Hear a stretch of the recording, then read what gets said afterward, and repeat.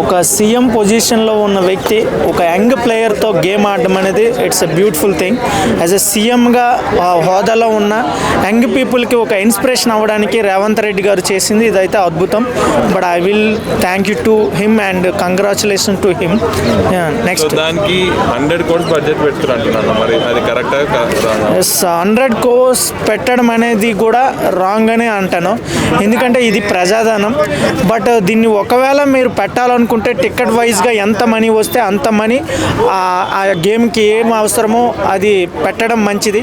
ఇది బడ్జెట్లో తీసి జనాలు లెక్కలు అడగరు కదా, మనం సీఎం కదా, మన ఎవడు అడిగేవాడన్న దృక్పథంతో చేస్తే అది 100% రాంగ్.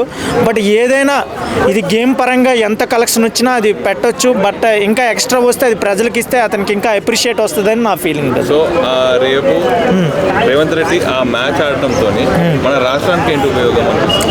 అది రాష్ట్రానికి ఎంత ఉపయోగం అని కాదు, సీఎం రేవంత్ రెడ్డి ఇంతవరకు ఆంధ్ర తెలంగాణలోనే తెలుసు, వరల్డ్ వైడ్గా ఏ వ్యక్తి అయినా తన పాపులారిటీని పెంచుకోవడానికే చూస్తాడు.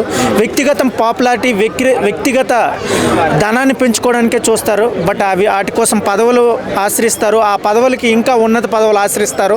ఇతను ఇంకా డిఫరెంట్ గేమింగ్ కూడా ఎంచుకున్నాడు. ఇంకా జనాలకి పరిచయం అవ్వాలి, ఇంకా వరల్డ్ వైజ్గా పరిచయం అవ్వాలి అనేది అతను ఎజెండా అని నా ఫీలింగ్ బ్రదర్. సో మొన్నటి వరకు కొన్ని మీటింగ్స్లో చెప్పడం జరిగింది రేవంత్ రెడ్డి, అప్పు ముడతలేదు, బడ్జెట్ లేదు, నన్ను కోసుకోదిన్నా ఏం రాదు అని. సో ఈ జస్ట్ ఈ ఒక్క ప్రోగ్రామ్ కోసమే అన్ని బడ్జెట్ ఒకటి నేను ఒకటి చెప్తాను బ్రదర్, ఈ ప్రపంచంలో ఏ వ్యక్తి అయినా తను జీవించాలి, తను బతకాలి, తను సుఖంగా జీవించాలని కోరుకుంటాడు. అందులో రేవంత్ రెడ్డి గారు కూడా తన హ్యాపీగా ఉండాలి, తన ఒక క్రేజ్లో బతకాలి, తన ఒక హైఫైలో బతకాలని అనుకుంటాడు. బట్ మనుషులకి ఇంకొక మనిషి సాయం చేయాలంటే అది ఇంకొక జన్మ అయి ఉండాలి, లేకపోతే అతనిలో ఒక అజాత శక్తులు ఉండాలి. ఈ మనుషులంతా నా వాళ్ళే, వీళ్ళ కోసం నేను ఏదో ఒకటి చేయాలి, వీళ్ళ కోసమే నేను బతకాలనుకునే వాళ్ళు చాలా రేర్గా ఉంటారు. పొలిటీషియన్స్లో అలా ఉన్నవాళ్ళు కూడా రేర్ అని నేను చెప్తాను. అది ఆయన విజ్ఞతకే వదిలేస్తాను. అతని మనసులో ఏముందనేది మనకు తెలియదు కదా. బట్ ఎవరి స్వార్థం వాళ్ళకు ఉంటుందని 100% ఇది prove it already. So Revanth Reddy తన సొంత స్వార్థం కోసం ఈ మ్యాచ్ ఈ గేమ్ అనేది పెడుతున్నాడు. తన సొంత స్వార్థం అని నేను అనను బ్రదర్. తనకు అవకాశం ఉంది, తను ఆడే శక్తి ఉంది, అతను ఒక సీఎం, అతన్ని అడిగే శక్తి మనకి లేకపోవచ్చు. బట్ ఆయనకి ఇప్పుడు ఒక ఎంటర్టైన్మెంట్గా చూజ్ చేసుకోండు. ఏంటంటే లాస్ట్ టైం ఒకటి ఫ్యాషన్ డిజైనింగ్ స్టార్ట్ చేశారు, అది అటర్ ఫ్లాప్ అయిపోయింది. ఇప్పుడు ఇది స్టార్ట్ చేస్తున్నారు, ఇది మరి ఏమవుతుందని చెప్పను. బట్ దీనివల్ల ప్రజలకి ఎంత ఉపయోగం, నేను ప్రజలకి ఏం చేస్తున్నాను అని క్వశ్చన్ తనకు తాను వేసుకోవాలనేది నా అభిప్రాయం. అదే దేనికి అంటే స్పోర్ట్స్ని డెవలప్మెంట్ చేయాలని, అంటే ఎవరైనా పేదవాళ్ళు కానీ ఇంకెవరైనా స్పోర్ట్స్గా ఉంటే వాళ్ళు కానీ బాగా ఆడితే లోకం రావాలనే కదా ఇదంతా. కాబట్టి ఏంటంటే అక్కడెక్కడో పక్క దేశం నుంచి అతను తోడుకొచ్చి, అతను కూడా పక్క దేశంలో పెద్ద ప్లేయర్, అతను తోడుకొచ్చి అతను మర్యాదకి ఎక్కడ తక్కువ కానియకుండా అతనితో పాటు అతను కూడా కలిసి సరదాగా కలిసి పాడి అందరికి స్పోర్ట్స్ అన్నమాట. అంటే స్పోర్ట్స్తో పెట్టుకుంటే, స్పోర్ట్స్ ఆడితే, స్పోర్ట్స్లో మీరు సక్సెస్ అయితే మీరు ఈ రేంజ్కి వస్తారు, ఈ స్థాయికి మీరు రాగలరు అని చెప్పడానికి అది. కాబట్టి రేవంత్ రెడ్డి గారు ఏం చేసినా కూడా అది ప్రజల కోసమే, అది పక్కగా. కాబట్టి 100 కోట్లు ఖర్చు చేయడం కాస్త బాధ అనిపిస్తుంది అంతే, ఇంకేం. అదే మొన్నటి వరకు వేరే మీటింగ్స్లో నా దగ్గర అసలు అప్పు లేదు, పైసలు ముడతలేవు, అదే అన్నాడు అప్పు లేదు, కోసినా కూడా అప్పు లేదు, బజార్లో అప్పు రావడం లేదు, నన్ను కోసినా కోయండి లేదు అన్నాడు. అది ఎన్నో 100 కోట్లు ఆ ప్రోగ్రామ్ పెట్టడం అవసరం, అదే డెవలప్మెంట్ కోసం ఏదైనా పెడితే. అదే 100 కోట్లు తగ్గించేసి ఒక 10 కోట్లు ఒక 5 కోట్లు పెట్టి తీసేసి మిగతా మొత్తం పేద ప్రజలు ఓడేస్తే బాగుంది అంత. కానీ అతను ఎవరో కోసం పక్క దేశం కోసం ఇక్కడ జనాలను ఇబ్బంది పెట్టడం కరెక్టే, రాంగ్ ఏది అందరూ అంటారు. నేను ఒక్కనే కదలే, అందరూ అదే. వచ్చే ప్లేయర్ సెల్ఫీ దిగాలంటే ఆయన తోటి 10 లక్షలు ఇవ్వాలంటే ఆయనకి.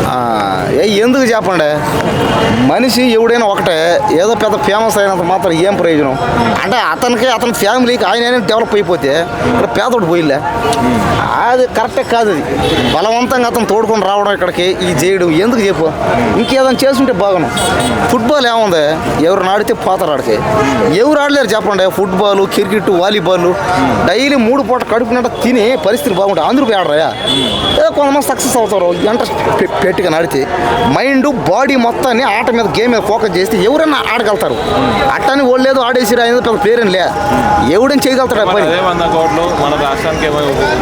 అదే ఆ 100 కోట్లు ఒక 5 కోట్లు అన్న పెట్టుంటే చాలు దానికి. స్పోర్ట్స్కి 100 కోట్లు పెట్టదు రాంగ్ ఏది.